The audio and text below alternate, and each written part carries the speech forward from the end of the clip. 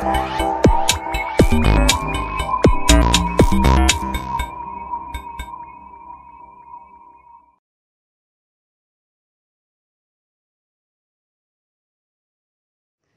Tuhan, selamat berjumpa kembali dalam renungan harian pada saat ini. Kita akan merenungkan firman Tuhan yang diambil dari Injil Markus, pasal 16, ayat 1 sampai ayat 8. Mari kita berdoa terlebih dahulu, kita akan merenungkan firman Tuhan. Ya Bapa yang baik, kami bersyukur Engkau selalu memelihara kami. Engkau selalu memberikan hikmat dan pengertian dan kekuatan kepada kami. Pada saat ini ya Bapa, kami mohon pimpinan-Mu untuk menerima firman-Mu. Di dalam nama Tuhan Yesus Kristus kami berdoa. Amin. Inilah Injil Markus pasal 16 ayat 1 sampai ayat 8. Setelah lewat hari Sabat, Maria Magdalena dan Maria ibu Yakobus serta Salome membeli rempah-rempah untuk pergi ke kubur dan meminyaki Yesus. Dan pagi-pagi benar pada hari pertama minggu itu, setelah matahari terbit, pergilah mereka ke kubur. Mereka berkata seorang pada yang lain, "Siapa yang akan menggulingkan batu itu bagi kita dari pintu kubur?" Tetapi ketika mereka melihat dari dekat, tampaklah batu yang memang sangat besar itu sudah terguling. Lalu mereka masuk ke dalam kubur dan mereka melihat seorang muda yang memakai jubah putih duduk di sebelah kanan. Mereka pun sangat terkejut. Tetapi orang muda itu berkata kepada mereka, "Jangan takut. Kamu mencari Yesus orang Nazaret yang disalibkan itu. Ia telah bangkit. Ia tidak ada di sini. Lihat, inilah tempat mereka membaringkan dia. Tetapi sekarang pergilah, katakanlah kepada murid-muridnya dan kepada Petrus. Ia mendahului kamu ke Galilea. Di sana kamu akan melihat dia, seperti yang sudah dikatakannya kepada kamu." Lalu mereka keluar dan lari meninggalkan kubur itu, sebab gentar dan dahsyat menimpa mereka. Mereka tidak mengatakan apa-apa kepada siapapun juga karena takut. Dengan singkat mereka sampaikan semua pesan itu kepada Petrus dan teman-temannya. Sesudah itu Yesus sendiri dengan perantaraan murid-muridnya memberitakan dari timur ke barat berita yang kudus dan tak terbinasakan tentang keselamatan kekal itu. Demikianlah firman Tuhan. Berbahagialah kita yang suka mendengarkannya dan yang memelihara dalam kehidupan kita sehari-hari. Haleluya. Bapak, Ibu, saudara-saudaraku dan anak-anak, apakah yang menyebabkan hidup dikuasai kekhawatiran, kebimbangan, kemarahan, dan lain-lain yang membuat hidup ini terasa berat dan sangat tak nyaman? Pada saat seperti itu, pikiran kita ditarik pada kekalutan, ketidakharmonisan, pelanggaran, penyelewengan, kejahatan, kecurangan, dan ketidakberdayaan. Setelah itu, muncullah perasaan marah, sedih, atau khawatir, putus asa, dan lain-lain. Anehnya, semakin kita memikirkannya, semakin kita merasakan penderitaannya. Dan semakin kita menderita, semakin kita memikirkannya. Demikian saling mempengaruhi dan memperpanjang penderitaan itu dan duka akibat siklus yang saling mempengaruhi satu dengan yang lain. Demikianlah roda penderitaan dapat terus berputar berputar-putar dalam kehidupan kita.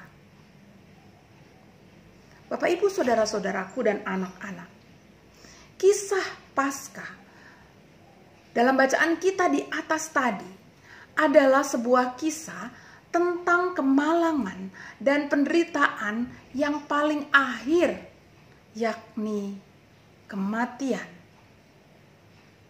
Namun kematian itu dapat dikalahkan.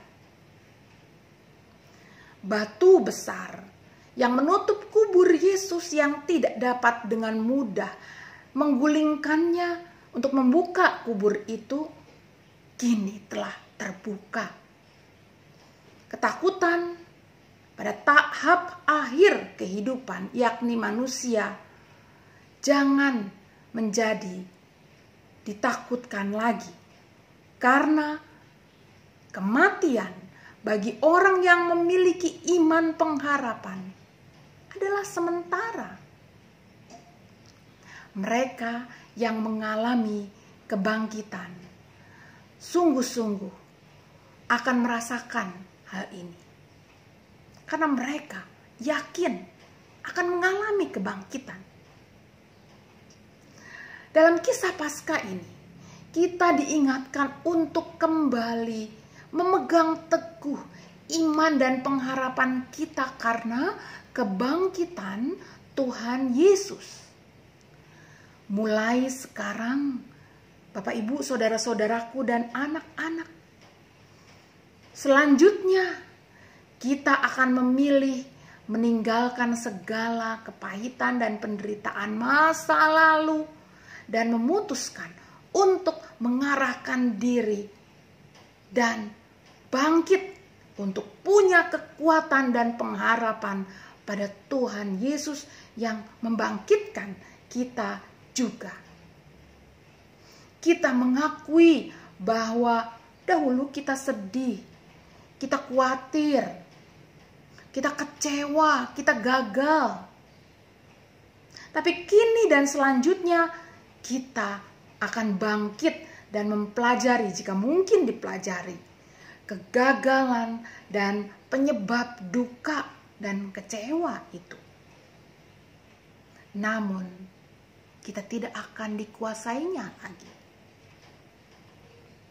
melainkan memilih untuk dikuasai hanya oleh kekuatan dan damai sejahtera dari Tuhan Yesus yang telah bangkit itu. Bapak, Ibu, saudara-saudaraku dan anak-anak, pengharapan kepada Tuhan Yesus Kristus telah membuat banyak orang mengalami perubahan. Salah satu contohnya adalah Bapak Gereja Agustinus yang memutuskan untuk menjalani misi hidupnya untuk mengabarkan berita anugerah dan pengampunan dari Tuhan. Setelah berpuluh tahun lamanya ia dikuasai upaya pemuasan nafsu belaka, namun tidak bisa lepas dari penderitaan, kesedihan, dan upaya bunuh diri. Agustinus lalu berjumpa dengan Tuhan. Perjumpaan itu membuatnya dipenuhi oleh pengharapan kepada Tuhan. Ia mendapati diri dikasihi dan diampuni oleh Tuhan. Ia mendapati diri berharga di mata Tuhan. Lalu memutuskan untuk menjalani panggilan hidupnya bagi Tuhan. Bagi setiap saudara dan saya yang pernah mengalami masa-masa penderitaanmu, kini bangunlah, sadari bahwa kesedihan, penderitaan, dosa masa lalumu tak lagi menguasai. Kesedihan, penderitaan, dan dosa masa lalu mungkin membekas dalam diri, dalam ingatan. Namun percayalah, itu tidak lagi sanggup menghancurkanmu. Saudara-saudaraku, yang akan kita ingat adalah bahwa diri kita adalah sosok yang berharga. Pertama, kita memang berharga di mata Tuhan yang sudah mengasihi kita. Juga kita berharga bagi orang-orang di sekitar kita yang Tuhan berikan, Tuhan tempatkan di sisi kita. Jangan fokus hanya pada mereka yang memberi kegetiran dan menganggapmu tidak berharga. Itu akan meracunimu untuk dikuasai oleh kesedihan dan penderitaan. Terima saja mereka memang ada di sekitar kita, namun tetap fokus pada dirimu yang berharga. Di matanya berharga dirimu. Dan pancarkanlah panggilanmu. Dengan dipenuhi pengharapan kepada Tuhan, cari dan temukanlah panggilanmu dalam hidup ini. Setiap kita pasti punya sesuatu yang dapat kita pancarkan. Dan pancarkanlah itu. Itu dapat sangat berharga. Pancaran itu dapat sangat berharga bagi orang-orang yang membutuhkannya. Bahkan bagi dirimu sendiri. Setiap hari mari kita bersyukur atas kebaikan dari Tuhan. Lalu fokus pada panggilan hidupmu dan pancarkanlah. Demikianlah Bapak Ibu saudara-saudaraku dan anak-anak, kita mengisi hari-hari kita dalam pengharapan kepada Tuhan. Amin.